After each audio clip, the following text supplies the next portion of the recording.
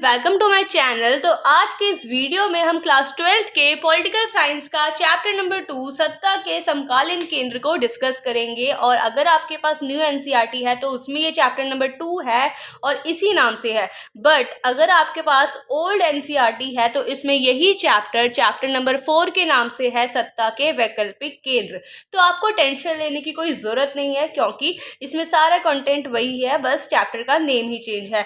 तो ये इस चैप्टर की पार्ट 3 है जिसमें कि हम अपने आगे के टॉपिक्स, जिसमें हमारा जापान और दक्षिण कोरिया बचा है, उसको कंप्लीट करेंगे। और इसके साथ ही हमारा ये चैप्टर कंप्लीट हो जाएगा। इसके जो एडेड टॉपिक हैं जिसमें हमें ब्रिक्स और भी कई टॉपिक्स को डिस्कस करना है, तो उसके लिए मैं पार्ट 4 बनाऊंगी जिसमें मैं आपको वो सब एक्सप्लेन करूंगी। बट ये इस चैप्टर का 3rd है जिसमें हम जापान और दक्षिण एशिया को डिस्कस करेंगे। अगर आपने इससे पहले की वीडियो नहीं देखी है जिसमें यूरोपीय संघ, आसियान और चाइना के बारे में मैंने बताया है, तो जाइए जल्दी से, चैनल पे वीडियो अपलोडेड है, उसके बाद आप इस चैप्टर को देखिएगा, इस पार्ट को देखिएगा। तो आज की इस वीडियो को स्टार्ट करते हैं। तो इसमें हमारा पहला टॉपिक है जापान। जापान को हम सत्ता के नए केंद्र के रूप में देखते हैं। क्यों देखते हैं? क्योंकि अगर आपने जापान देखा होगा तो जापान अभी वर्ल्ड में एकमात्र ऐसा देश है जिसपे परमाणु बम से हमला किया गया था। इसके 2 शहर थे, हिरोशिमा और नागासाकी पर। आपको पता होगा अमेरिका ने परमाणु बम गिराया था। उसके बावजूद भी इस पे परमाणु हमला हुआ, उसके बावजूद भी आज जापान बहुत तेजी से विकास कर रहा है, बहुत तेजी से प्रगति कर रहा है। तो इस कारण इस सत्ता के नए केंद्र के रूप में देखा जाता है। तो इसमें हम पहला पॉइंट देखते हैं, यहाँ पे जो है प्राकृतिक संसाधन बहुत ज़्यादा कम है। और ये क्या करता है, जो कच्चा माल होता है उसका आयात करता है, मतलब दूसरे देशों से मंगाता है। अब दूसरे देशों से मंगाता है, इसके बावजूद भी ये बहुत तेजी से प्रगति कर रहा है।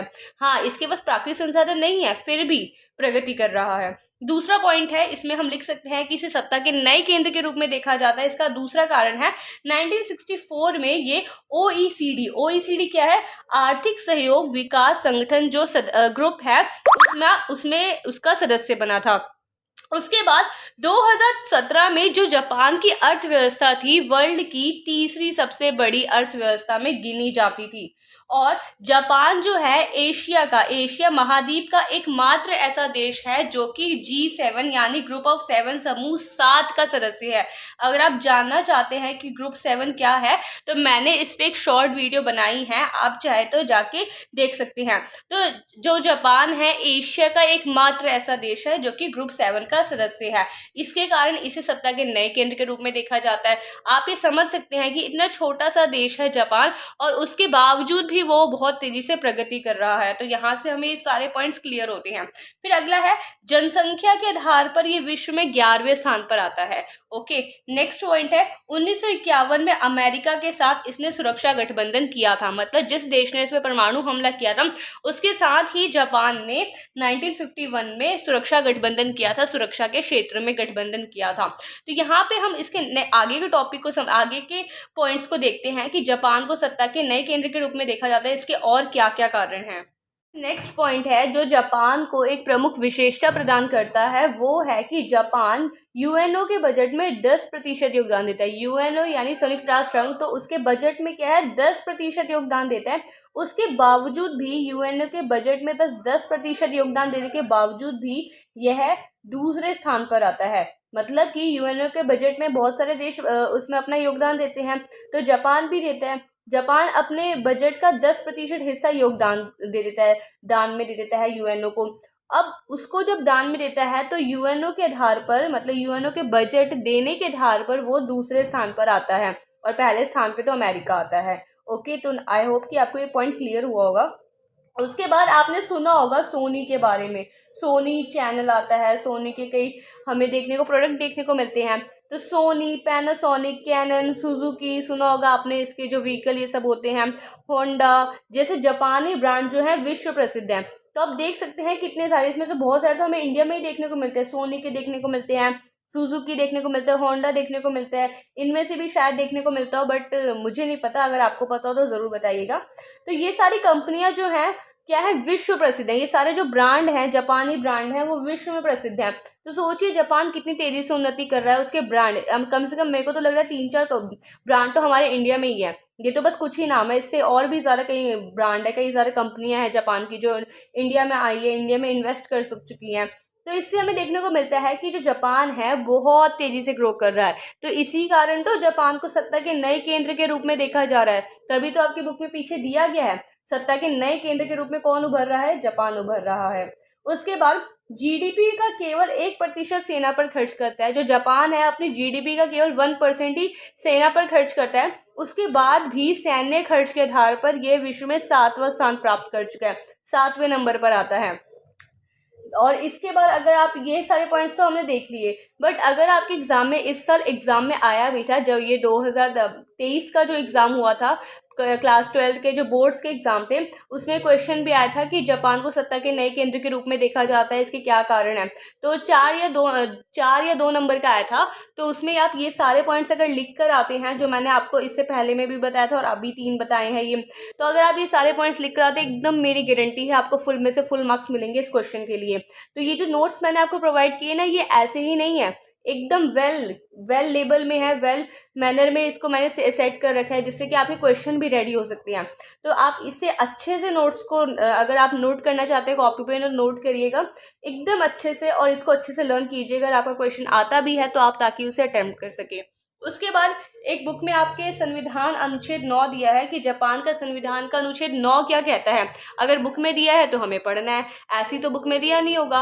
तो जापान के संविधान का अनुच्छेद 9 क्या कहता है कि अंतर्राष्ट्रीय विवादों को सुलझाने में, जो अंतर्राष्ट्रीय स्तर पर जो विवाद होते हैं, टकराव होते हैं, लड़ाई झगड़े होते हैं, उनको सुलझाने में राष्ट्र के लोग, मतलब जापान के लोग बल प्रयोग का त्याग करते हैं। बल प्रयोग मतलब ये नहीं कि युद्ध करने लग जाए उस टकराव को समाप्त करने के लिए। तो यही है संविधान का, जो जापान का संविधान अनुच्छेद 9 है वो यही कहता है कि विवादों को सुलझाने में राष्ट्र के लोग बल प्रयोग का त्याग करते हैं, बल प्रयोग सैन्य युद्ध का त्याग करते हैं। तो यहाँ तक हमने जापान के बारे में सारे पॉइंट्स डिस्कस कर लिए हैं जो कि बुक में दिए गए हैं।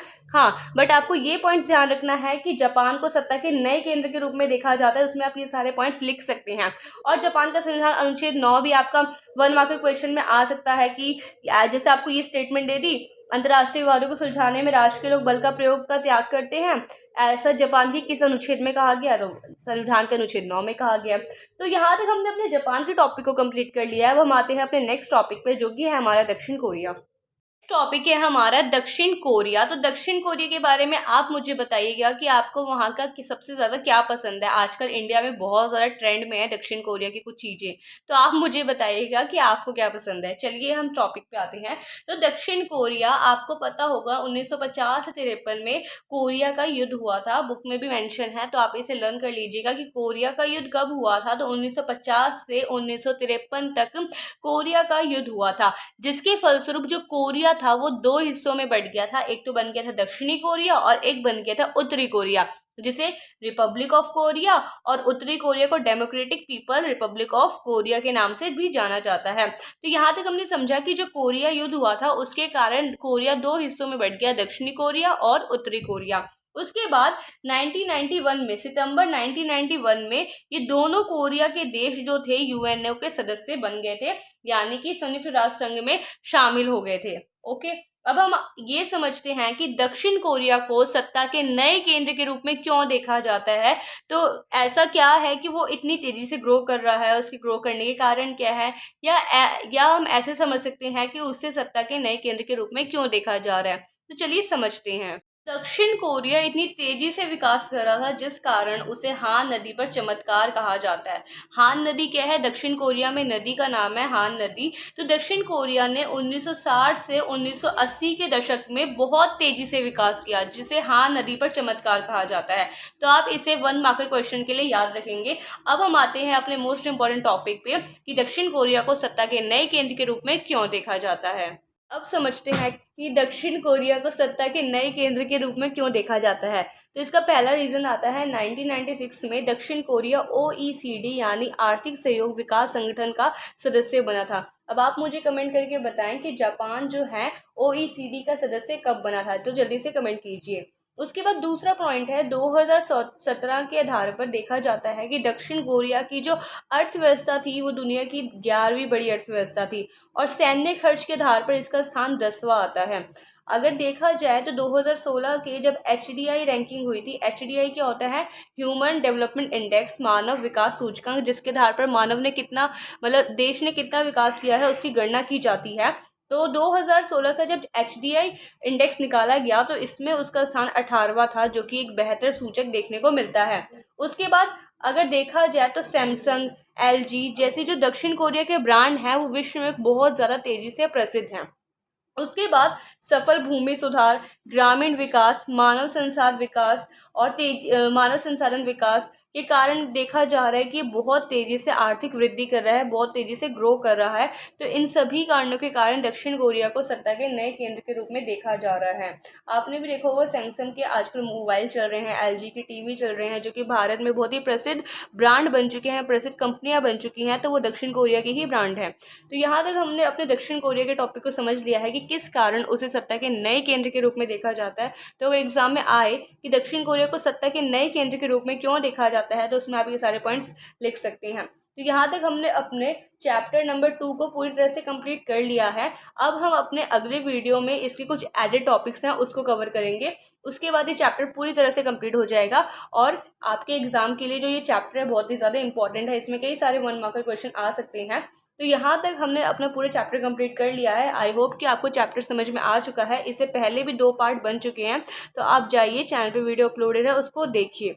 अब यहाँ पे हम करते हैं इस चैप्टर का पूर्ण विराम और उसके बाद हम स्टार्ट करेंगे अपना नेक्स्ट चैप्टर। तो अगर आपको वीडियो पसंद आई है तो लाइक कीजिए, शेयर कीजिए और चैनल को सब्सक्राइब कीजिए। Thank you so much.